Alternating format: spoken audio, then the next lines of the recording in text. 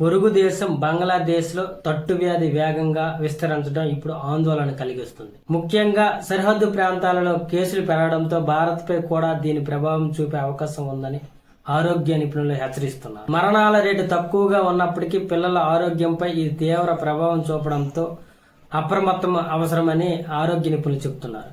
ముఖ్యంగా ఏదైతే ఈ తట్టు వ్యాధి అంటే మీజిల్స్ అనేది పారామిక్సో వైరస్ కుటుంబానికి చెందిన వైరస్ ద్వారా వచ్చే తీవ్రమైన శ్వాసకోశ ఇన్ఫెక్షన్. ఇది గాలి ద్వారా అత్యంత వేగంగా వ్యాపిస్తుంది.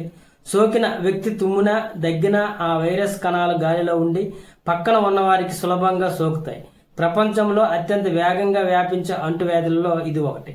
బంగ్లాదేశ్ రోహింగ్ల శరణార్థుల శిబిరాలలో సమీప జిల్లాలలో ఈ మీజిల్స్ కేసులు భారీగా నమోదవుతున్నాయి. టీకా కార్యక్రమాలలో అంతరాయం కలగడం, సరైన పోషకాహార లోపం, అధిక జనాభా సాంద్రత వల్ల ఈ వైరస్ అక్కడ మారుమూల ప్రాంతాలకు కూడా విస్తరించి వందలాది మంది పిల్లలకు ఈ వ్యాధి బారిన పడిన ఆసుపత్రి పాలవుతుండడం అక్కడ గమనార్హం. అదేవిధంగా భారత్ బంగ్లాదేశ్ సరిహద్దులు దాదాపు 4000 కిలోమీటర్ల పైగా విస్తరించి ఉన్నాయి.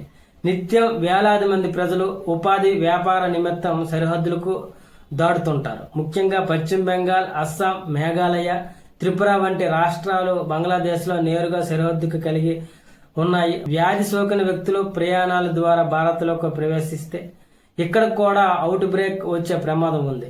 గతంలో కూడా సరిహద్దు రాష్ట్రాలలో ఈ తట్టు వ్యాధి కేసులు నమోదైన దాఖలు కూడా ఉన్నాయి. అయితే ప్రస్తుతం బంగ్లాదేశ్లో నెలకొన్న పరిస్థితుల దృష్ట్యా సరిహద్దు ప్రాంతాలలో నిఘా పెంచాలని, టీకా కార్యక్రమాలను మరింత వేగవంతం చేయాలని భారత ఆరోగ్య శాఖ యోచిస్తుంది. ప్రజలు కూడా అప్రమత్తంగా ఉండి పిల్లల్లో ఏవైనా లక్షణాలు కనిపిస్తే వెంటనే వైద్యులను సంప్రదించడం ఉత్తమమని చెప్తున్నారు ఆరోగ్య నిపుణులు.